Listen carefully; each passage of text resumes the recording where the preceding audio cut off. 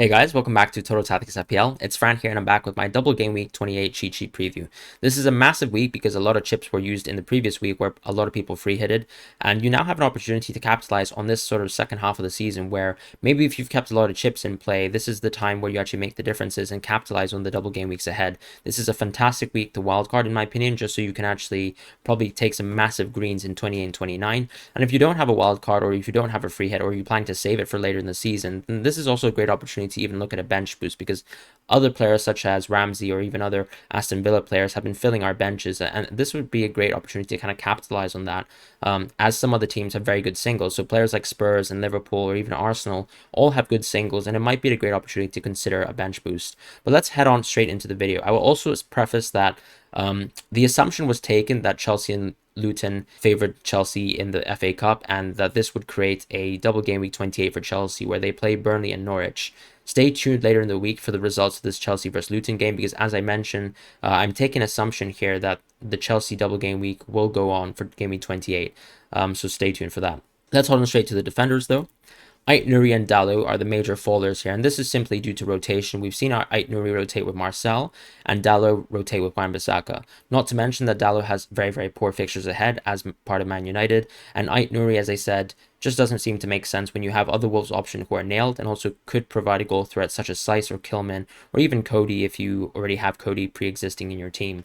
Dean and Cash are the new sort of options you have here. I've added Cash into the cheat sheet just because Cash has a lot of presence now as a fullback, and I think in recent memory we've seen both these fullbacks provide a lot of attacking presence in different sort of ways. Cash is someone who maybe finds his goal contributions more from crossing and playing from deep, whereas Dean is allowed to kind of burst forward and provide a little bit of width in that sense, and also provide a little bit through the set pieces. Both of them I think are great options, but Aston Villa, as we know, have shown a lot of variance with their results so far. They've had some very appalling results, at the same time securing some very consistent victories where we've seen sort of massive explosions from players like Dean and Cash. I wouldn't say they're the priority here, especially if Chelsea have the sort of double game week going ahead as planned.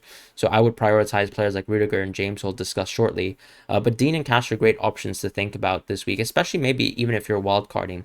This would be a great time to actually consider having one of these defenders in your team, maybe ahead of Wolves, just because I actually like their fixtures a little bit more and how much the defenders can actually contribute to their attack and get explosive hauls. Burnley defenders clearly fall here. There's nothing really much to say here other than the time to own Burnley defenders has come and gone. They haven't really shown much recently. I was really impressed by Nick Pope's performance as in the previous years, but it just seemed like their defenders were overrun, particularly in the late stages of the Leicester game, and I imagine that in a more compact schedule that these players aren't going to do very well.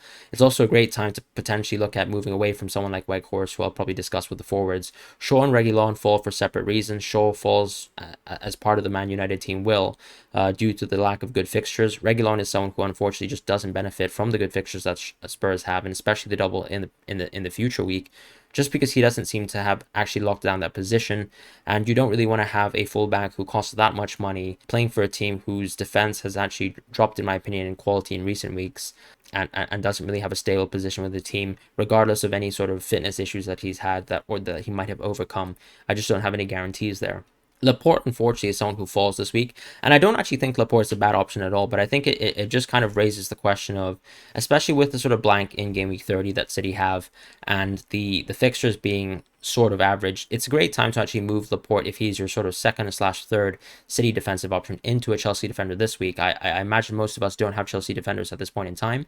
If you do, then maybe there's no need to necessarily move Laporte for now, but this is a great time to move your sort of second City option into a Chelsea defender such as Rudiger and James, and you'll see that's why precisely that Alonso, Rudiger, and James have all risen. The one thing about Alonso is that he is someone who, in recent memory, has been sort of rotated with Sarr, who's come in and played a left centre back and left wing back role at times for the Chelsea team. So for me, he's a differential because I don't really have any sort of faith in his minutes. He did play in the FA Cup, but I don't really imagine that Alonso would be a good pick. I think Rudiger is the most sensible pick, but I've actually risen him with James, taking the assumption that James will be back to full fitness. He did play a little bit too much, in my opinion, in the Carabao Cup game. This was something that Tuchel commented on when sort of commenting on James and his fitness and his ability to play again, but he still looked very, very strong in the 70 minutes that he played. And I think if he misses out the FA Cup game, I think he has a strong chance of maybe starting back-to-back games if he's back in full fitness and in training. So that's the sort of assumption taken there. I still think that James is a bit of a differential just because there could be, some setbacks with his injury. So therefore, Rudiger is the more nailed-on option. But we know that James could be a very, very explosive asset even in a single game week. So that's kind of why I've kept him there in tandem with Rudiger. You might even want to consider, if you want to go aggressive on Chelsea players and you don't really care too much about game week 30, to go for both James and Rudiger if you're on a wild card. That could very, very seriously be an option. I've dropped Robertson and Van Dijk. It's very reasonable to actually keep Robertson and Van Dijk if you plan on playing the three Liverpool players in the subsequent week. But the reason why I've dropped them this week is I think they might be one of your players where you exit into a Chelsea player this week, and therefore it also allows you the space to go for a third Liverpool midfielder if that's your preference for the subsequent week when they play Arsenal. So that double game week could be an opportunity to go for someone like Luis Diaz or even Jota, who actually seems to be back to full fitness, and that's why precisely Robertson has fallen. Now let's move on to the midfielders. The main reason here why Elanga rises is not because Ramsey is becoming worse as an option, but rather just to show that Elanga has really improved as a player lately, and I think is a great option in that sort of cheap little price. But keep in mind that United have poor games, so he's sort of in that bracket where Gordon is, where they're great options for their age, for their performances, and for their price. But Ramsey clearly is the best option. Ramsey is fantastic because he actually covers Coutinho, and there's no real reason to move away from Ramsey. The best thing about Ramsey too is that he actually allows you to spread your budgets towards the forwards, such as going for a Kane. And now that we have so many midfielders to actually opt for, it's really nice to have Kane because he sort of covers that sort of sun gap in a lot of people's teams, and that therefore allows you to play much more flexibly with the midfielders, maybe going for two 7.8 or 8.0 type budget midfielders, or not budget midfielders, but more sort of premium midfielders, such as Chelsea options or even Liverpool options in the weeks to come. He also allows you a lot of breathing room in terms of the defense if you actually want to go big at the back, just because we have Chelsea as an option now. And if you're going for players like James and Rudiger and keeping players like Cancelo and even Liverpool defenders, then clearly you need some of that budget somewhere, and Ramsey's that option. Kulusevski is the massive rise. I think he's severely underpriced, even though he's at 6.0 right now. For me, what's beautiful about Kulusevski is that he is someone who has fantastic fitness, and that's been the big difference maker between him and Lucas Moura, who has found himself out of the side with Kulusevski coming in. Not only can Kulusevski actually play at certain points in the game almost as a defender, as we saw in the City game the second half when he was playing right wing back and actually provided very, very good crosses to Kane, but he shows a lot of directness as a player. And if you were watching him in his loan to Parma 2 years ago, you would have actually seen that alongside his kind of exploits in the Swedish national team too, alongside Isaac. That is going to be the big rise for me this week. I think Kulusevski is the one to watch in the subsequent week, where maybe he makes a lot of sense as a transfer. Not necessarily this week because Spurs only have a single versus Everton, but in the subsequent week, if you, let's say, wanted to get a little bit more coverage of Spurs without actually having to go for Son and Kane together. Fraser and Willock are both options who are new to this cheat sheet. We have to take a look into Newcastle and their back-to-back doubles. Yes, one of the subsequent doubles is going to be versus Chelsea, so that's going to be a little bit of a tough match where we probably find it hard for them to actually score and actually haul. But both Fraser and Willock have posted very interesting stats. I think Willock is clearly a player who at times shows a lot of directness and clearly has an eye for goal, whereas Fraser is someone who, if you're looking at the underlying stats and also just watching him in general, he's a very creative player who probably will get his fair share of assists, as he has already under the sort of rejuvenated Newcastle side. So for me, Fraser is the pick of the week. He's also very, very well priced compared to someone like Willock, who I think is a bit more high variance and a bit more of a gamble. Maybe you actually do like Willock and how direct he is on the eye test, but I think some of the fixtures for Newcastle are quite tough, and I see Fraser as being a much more solid, sort of consistent option, but not necessarily as explosive as Willock potentially. Olise has sort of risen as a differential. As we've seen players like Edouard kind of fizzle out and not find their place in the Crystal Palace side, I think Olise has gotten increased minutes lately, and I think Vieira can clearly see the presence that he provides for this team. Once again, he's going to be a differential just because Crystal Palace aren't really the greatest of options until perhaps game week 32 and beyond. But just a little bit of respect for the performances that he's put on lately. Bowen is the big fall, unfortunately, at 6.1 to 6.7. And I don't think Bowen, as I said in previous weeks, has reduced in terms of his quality and in terms of how much you actually expect him to provide on a game-to-game basis. But I just have to say that the West Ham fixtures are tough. The game versus Liverpool is a great opportunity to move into another midfielder who has a double game week this week.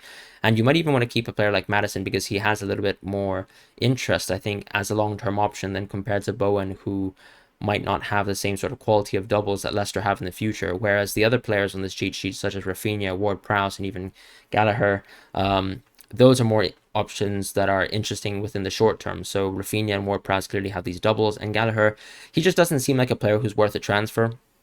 Whereas Bowen, I think, in this specific game week is definitely worth a transfer for a double game week player. Mount is someone who rises this week, and Havertz accompanies him as an option.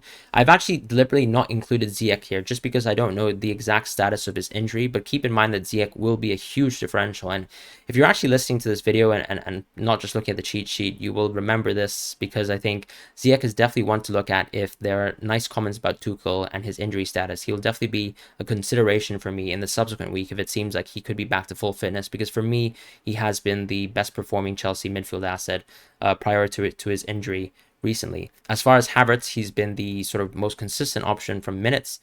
He hasn't been substituted off of games early, whereas Mount clearly has, and that's a symptom of underperformance in Tuchel. I think Tuchel is a manager who clearly relies on his depth and has faith in his players, and also shows no sort of preference to any players if they enter a rut in a sense. And Mount sort of is in that rut right now, where I think his underlying stats aren't great.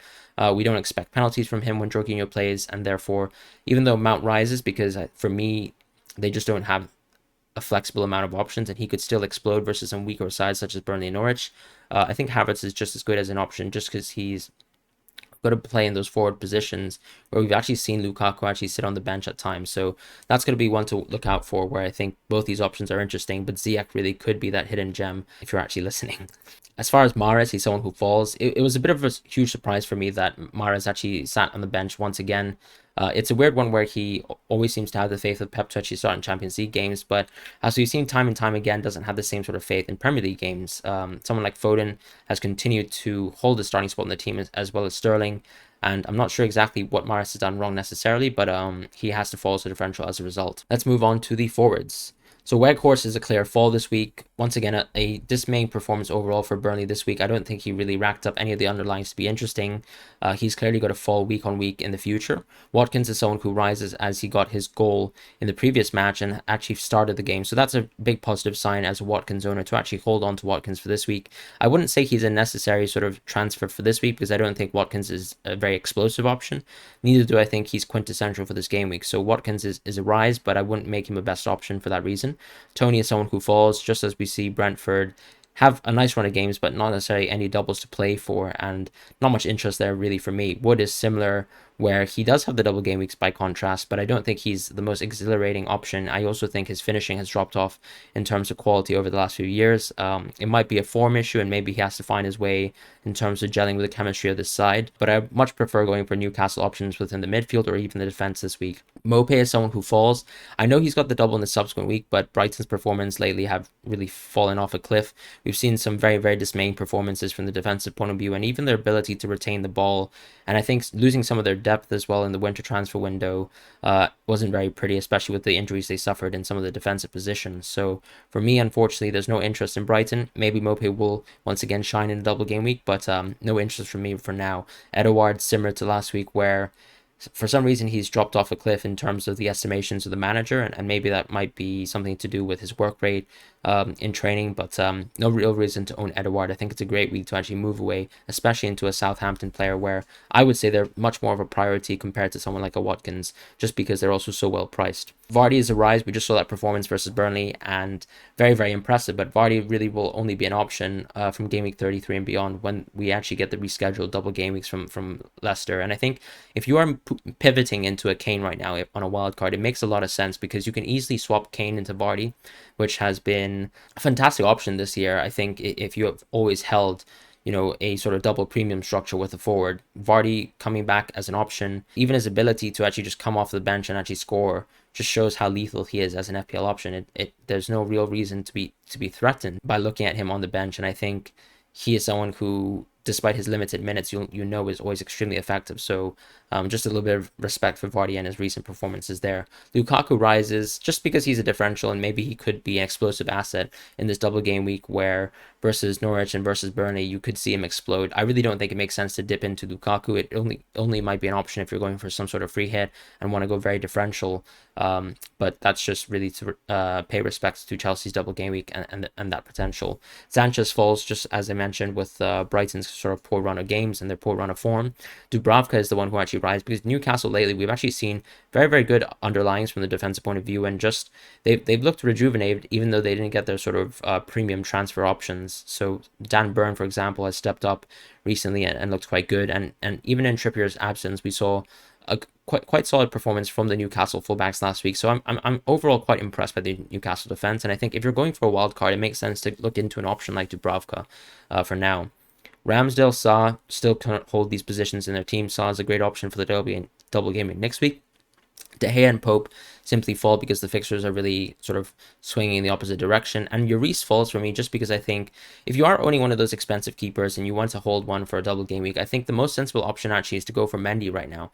I haven't included Mendy in the cheat sheet, but I think if you're watching the video once again, a little bit of a nugget for you. Mendy, I think, is a great option on a wild card to go for. And maybe I'll actually discuss a little bit more about Mendy in my subsequent wildcard video to come. But that's it for now for this week. I hope you guys have a wonderful week ahead.